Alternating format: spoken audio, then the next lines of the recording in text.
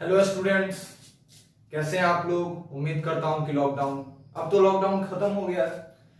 अब उम्मीद है कि जल्दी हम लोग ऑफलाइन मोड में मिल पाए क्लास में। चलिए बच्चों, तो पिछले लेक्चर में हम लोग यूनियन और इंटरसेक्शन सेट के यूनियन इंटरसेक्शन के बारे में हमने बात कर लिया था। आज हम उससे आगे मूव करते हैं और आज हम बात करेंगे difference of two sets. Difference of two sets. आज हम बात करेंगे किसके बारे में? दो सेट के डिफरेंस के बारे में। ठीक है बच्चों, तो देखिए दो सेट का डिफरेंस होता क्या, इसका एग्जैक्ट मीनिंग क्या होता है। तो देखिए सबसे पहली बात, तो मान लीजिए एक सेट है ए, ठीक है, let A and B be two sets. Let A and B be two sets. Then A minus B denotes the difference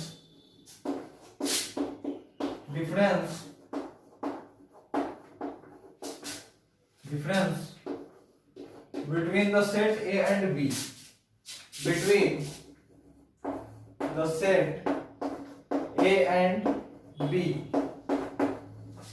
and is defined as a set, and is defined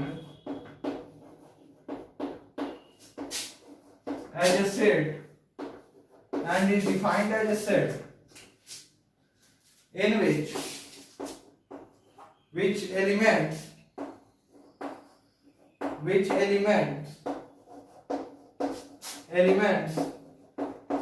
are present only in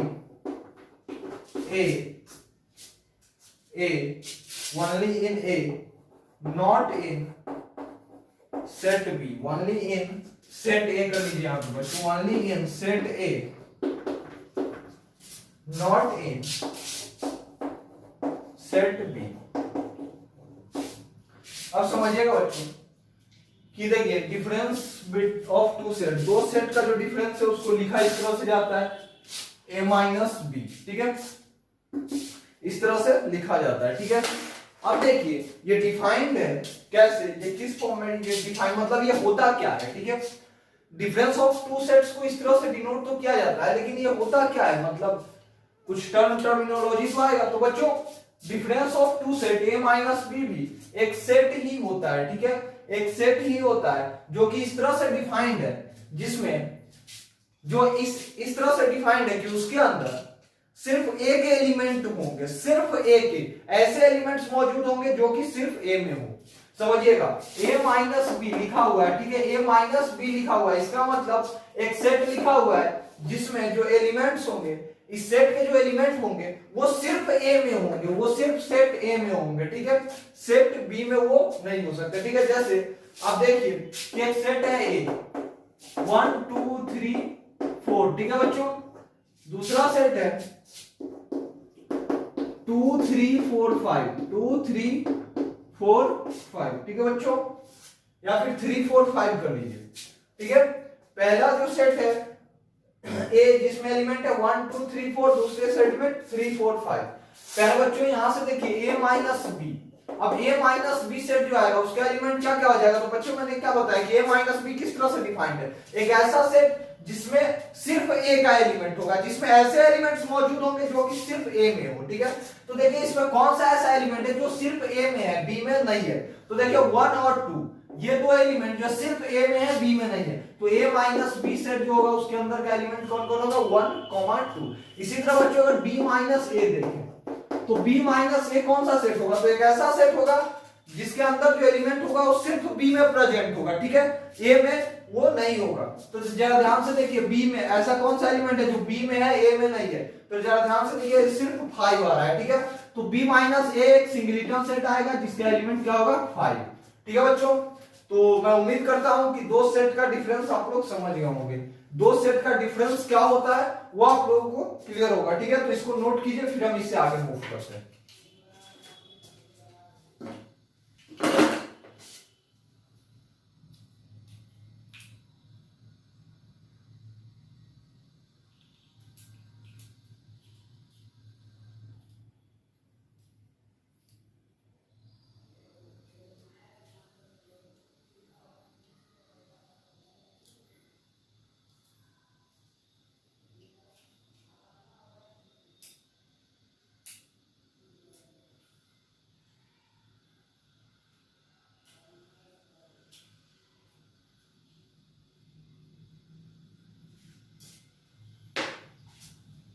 चलिए बच्चों हम आगे बढ़ते हैं, इसको मैं हटा रहा हूं।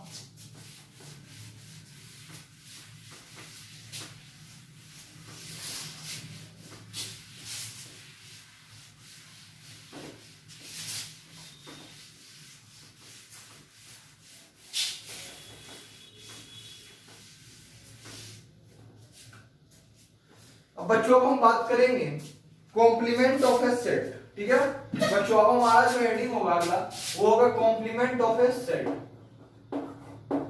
कॉम्प्लीमेंट ऑफ ए सेट, ठीक है बच्चों। क्या होता है एक सेट का कॉम्प्लीमेंट, क्या होता है, ठीक है। लिखा हुआ है कॉम्प्लीमेंट ऑफ ए सेट, तो एक सेट का कॉम्प्लीमेंट होता क्या है, एक सेट का कॉम्प्लीमेंट किस तरह से डिफाइंड है, ठीक है बच्चों। एक सेट का कॉम्प्लीमेंट किस तरह से डिफाइंड है वो हमें देखना है यहां पे।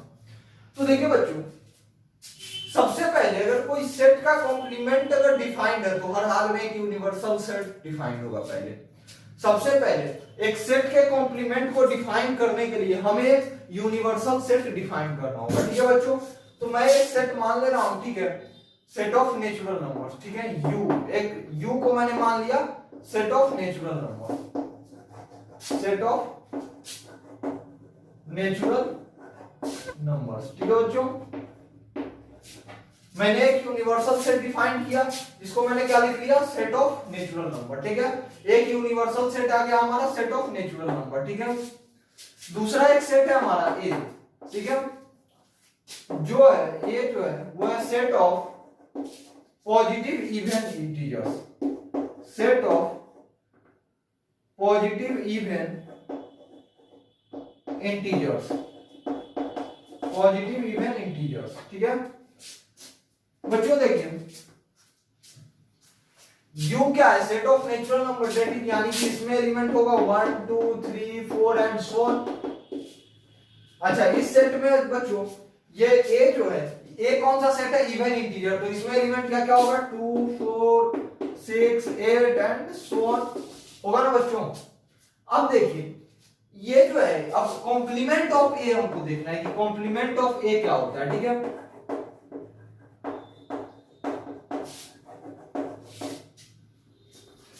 बच्चों देखिए सेट ए हमारा आ गया, set of positive even integers का जो सेट है उसका नाम मैंने दे दिया सेट ए। नेचुरल नंबर के सेट को मैंने मान लिया यूनिवर्सल सेट, ठीक है। तो अब सेट ए का कॉम्प्लीमेंट क्या हो जाएगा, तो बच्चों ये जो है ए, सेट ए का जो एलिमेंट है, ठीक है, यूनिवर्सल सेट में, यूनिवर्सल सेट में सेट ए के अलावे, सेट ए के एलिमेंट के अलावे जितने भी एलिमेंट है, ठीक है, उन एलिमेंट्स के सेट को बोला जाता है कॉम्प्लीमेंट ऑफ सेट ए। क्या बोला मैंने बच्चों, फिर से सुनिएगा कि यूनिवर्सल सेट में, ठीक है, यूनिवर्सल सेट में सेट ए के अलावे, सेट ए के अलावे जो भी एलिमेंट्स है, ठीक है, जो भी एलिमेंट्स हैं या जो उसको, उस सेट को, उन एलिमेंट्स के सेट को बोला जाता है कॉम्प्लीमेंट ऑफ सेट ए। बच्चों समझिए सीधा सीधा कि यूनिवर्सल सेट में, ठीक है, सेट ए के अलावा यूनिवर्सल सेट में से सेट ए को निकाल लेने पर, यूनिवर्सल सेट में से सेट ए को निकाल लेने पर जो सेट बचता है उसको क्या बोलते हैं, कॉम्प्लीमेंट ऑफ सेट, ठीक है, कॉम्प्लीमेंट ऑफ सेट ए। जैसे यूनिवर्सल सेट में से मैं सेट ए को निकाल दूं तब जो सेट बचेगा उसको हम लोग बोलेंगे कॉम्प्लीमेंट ऑफ सेट ए। तो कॉम्प्लीमेंट ऑफ सेट ए यहां क्या हो जाएगा बच्चों, तो set of positive odd integers, set of positive odd integers, ठीक है बच्चों, set of positive odd integers. क्योंकि देखिए ये नेचुरल नंबर का सेट है, इसमें से आप ए को निकालेंगे तब जो सेट बचेगा उसको ना बोलेंगे कॉम्प्लीमेंट ऑफ सेट ए। तो पूरे नेचुरल नंबर में से आप ये पॉजिटिव इवन इंटीजर्स को निकाल लीजिएगा तो बचेगा क्या, पॉजिटिव ऑड इंटीजर। तो यहाँ पे हमारा सेट ए का कॉम्प्लीमेंट क्या हो गया, set of positive odd integer. जैसे इसमें एलिमेंट आ जाएगा 1 3 5 7 9 एंड सो ऑन। समझ में आ रहा है बच्चों, समझ में आ रहा है, समझ में आ रहा है तो इसको नोट कीजिए, फिर हम इससे आगे मूव करेंगे।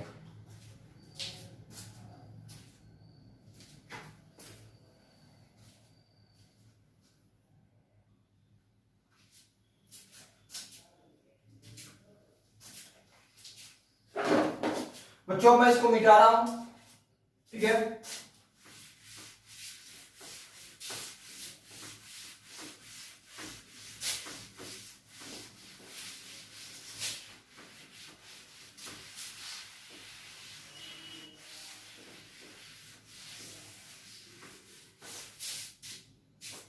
बच्चों हम कुछ लॉज के बारे में बात करते हैं, ठीक है। सेट से रिलेटेड कुछ लॉ है जिसके बारे में हम बात करते हैं, जिसमें से सबसे पहला है बच्चों हमारा डी मॉर्गन लॉ, ठीक है। De Morgan law, De Morgan law. अब डी मॉर्गन लॉ क्या कहता है, इसका क्या प्रिंसिपल है बच्चों। तो डी मॉर्गन लॉ कहता है कि ए यूनियन बी का जो कॉम्प्लीमेंट है, ठीक है, ए यूनियन बी का जो कॉम्प्लीमेंट है वो ए के कॉम्प्लीमेंट इंटरसेक्शन बी के कॉम्प्लीमेंट के इक्वल होगा, ठीक है। साथ ही वो एक और लॉ डी मॉर्गन साहब ने एक और लॉ दिया, ठीक है, जो क्या है, ए इंटरसेक्शन बी का जो कॉम्प्लीमेंट होगा वो किसके इक्वल होगा, तो ए के कॉम्प्लीमेंट यूनियन बी के कॉम्प्लीमेंट के इक्वल, ठीक है बच्चों। तो देखिए सबसे पहली चीज कि अगर कोई सेट ए है, ठीक है, तो उसके कॉम्प्लीमेंट को हम ए डैश से डिनोट करते हैं, ठीक है। कोई अगर सेट है ए तो उसके कॉम्प्लीमेंट को हम ए डैश से डिनोट करते हैं। कोई सेट है ए तो उसके कॉम्प्लीमेंट को हम ए डैश से डिनोट करते हैं। समझ में आ रहा है बच्चों। तो देखिए अब यहां पे देखिए ये डी मॉर्गन लॉ जो है ये क्या कह रहा है, ठीक है। डी मॉर्गन लॉ क्या कह रहा है,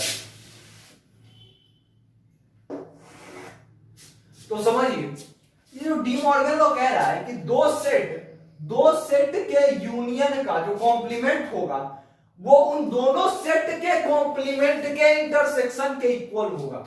दो सेट के यूनियन का कॉम्प्लीमेंट उन दोनों इंडिविजुअल सेट के कॉम्प्लीमेंट के इंटरसेक्शन के इक्वल होगा। समझ में आ रहा है। अब मैं इसको जस्टिफाई करता हूं, अब मैं इसको जस्टिफाई कर रहा हूं कि क्या ये सही है, कैसे सही है। देखिए ये सही तो है, लॉ है तो सही तो है, लेकिन अब मैं इसको जस्टिफाई करके दिखाऊंगा आपको कि कैसे सही है। मैं सबूत दूंगा कि ये सही कैसे है। तो मैं मान लेता हूं कि कोई एक सेट है, ठीक है, जिसमें एलिमेंट है 1 2 3 4 5, ठीक है बच्चों। दूसरा कोई सेट है बी जिसमें एलिमेंट है 4 5 6 7 और 8, ठीक है बच्चों। अब देखिए A union B, A union, और मैं एक यूनिवर्सल सेट भी डिफाइन कर देता हूं, क्योंकि यूनिवर्सल सेट बच्चों जब भी कॉम्प्लीमेंट की बात आए तो एक यूनिवर्सल सेट तो डिफाइन करना ही होगा। यूनिवर्सल सेट है बच्चों हमारा 1 2 3 4 5 से लेकर के 20 तक, ठीक है बच्चों। 20 या फिर 10 तक ही रहने दो, 10 तक ही मैंने एक यूनिवर्सल सेट मैंने डिफाइन कर लिया जिसमें कहां से कहां तक एलिमेंट 1 2 3 4 5 6 7 8 9 10, ठीक है। सेट ए में कौन कहां से कहां तक है, 1 से लेकर 5 तक, बी में 4 से लेकर 8 तक, ठीक है बच्चों। अब देखिए ए यूनियन बी में कौन कौन सा एलिमेंट आ रहा है, तो ए यूनियन बी में आपका 1 से लेकर 8 तक आ जाएगा, 1 2 3 4 5 से लेकर 8 तक। अच्छा बच्चों अब हमको इसका कॉम्प्लीमेंट लेना है, हमको क्या अब इस सेट का कॉम्प्लीमेंट लेना है ना। तो अब इस सेट को निकाल दीजिए यूनिवर्सल सेट में से और जो बचता है उसको लिख दीजिए। यूनिवर्सल सेट में से जब हम इस ए यूनियन बी को निकाल देंगे तो बचा हुआ जो एलिमेंट का सेट आएगा वो क्या है, इस ए यूनियन बी का कॉम्प्लीमेंट हो जाएगा। तो ए यूनियन बी का जो कॉम्प्लीमेंट होगा उस सेट में कौन कौन से एलिमेंट आएंगे बच्चों, तो 1 से 8 तक को तो हमने निकाल दिया यूनिवर्सल सेट से। तो इसके कॉम्प्लीमेंट में क्या बचेगा 9, 10। समझ में आता क्या बच्चों? चलिए अब देखिए ए यूनियन बी डैश तो इसके इक्वल आ गया। अच्छा अब देखिए आप कि सेट ए यहां है, ठीक है, सेट ए यहां है, ठीक है, तो सेट ए का कॉम्प्लीमेंट क्या हो जाएगा? यूनिवर्सल सेट में से सेट ए को निकाल दीजिए, तो सेट ए का कॉम्प्लीमेंट हो जाएगा बच्चों आपका क्या हो जाएगा? सेट ए में कहां तक एलिमेंट 5 तक, तो ए डैश कहां से कहां तक हो जाएगा? 6, 7, 8, 9 और 10, ठीक है बच्चों। अच्छा बी डैश जरा ध्यान से देखिए, बी डैश कितना हो जाएगा? तो देखिए बी सेट को निकाल दीजिए यूनिवर्सल सेट से, तो बी डैश में आ जाएगा आपका 1, 2, 3, 9, 10। समझ में आ रहा है बच्चों? अच्छा अब इन दोनों का इंटरसेक्शन ले लीजिए, ए डैश इंटरसेक्शन बी डैश कितना आ जाएगा बच्चों? जरा ध्यान से देखिए 9, 10।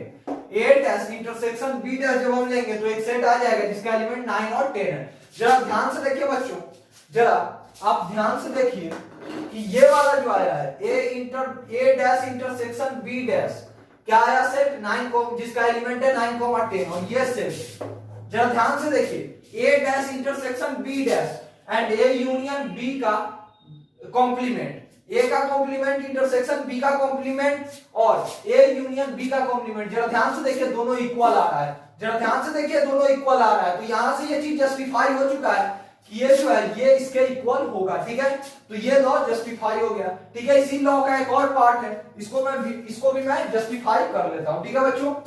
तो मैं ए बी और यूनिवर्सल सेट तो यहां डिफाइन कर ही चुका हूं, मैं इसी को मैं यहां भी यूज में ले लेता हूं। अच्छा अब देखिए ए यूनियन बी में कौन कौन सा एलिमेंट आ जाएगा?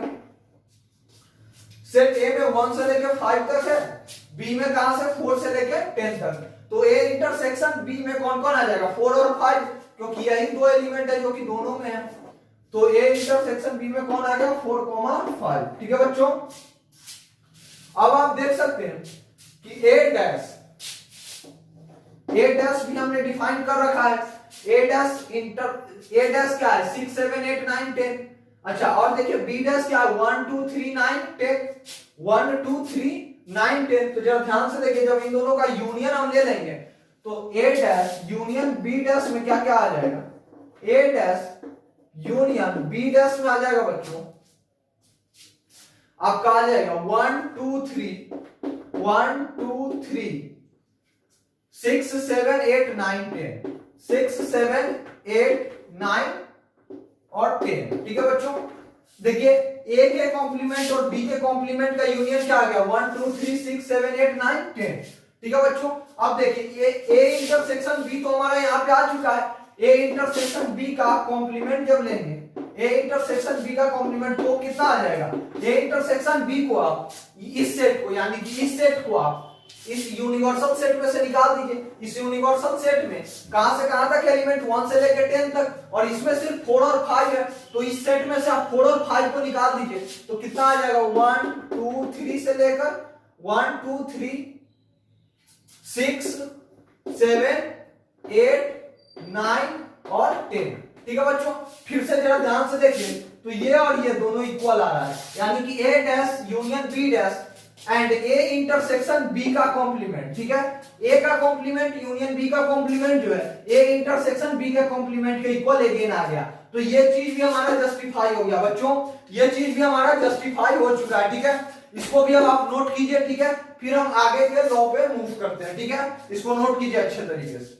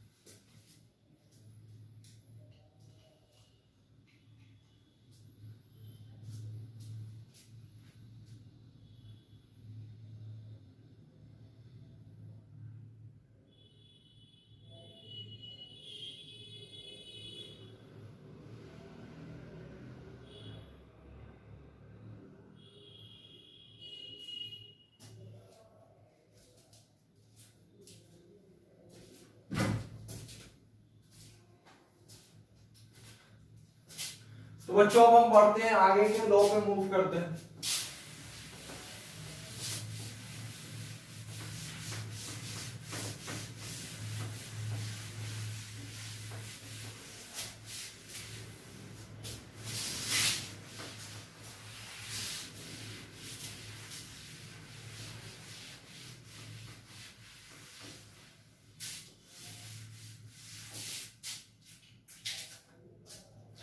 बच्चों अब अगला लॉ है हमारा, वो है एक लॉ है जिसमें दे रखा है A minus B union C, A minus B union C is equals to A minus B intersection A minus C. ठीक है, और इसी का एक और पार्ट है जिसमें है A minus B intersection C, A minus B intersection C is equals to A minus B intersection C is equals to A minus B union A minus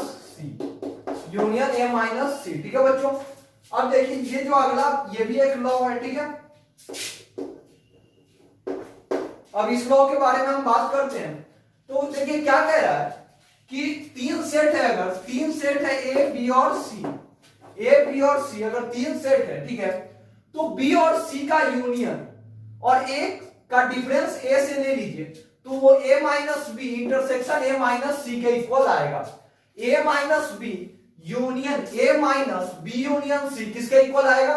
A minus B intersection A minus C. ठीक है बच्चों, तो अब देखिए यहां पे मैं फिर से इसको जस्टिफाई करने के लिए ए बी और सी तीन सेट ले लेता हूं, ए बी और सी। तो सेट ए में मैंने एलिमेंट ले लिया 1 2 3 4, ठीक है। सेट बी में मैंने ले लिया 3 4 5 6,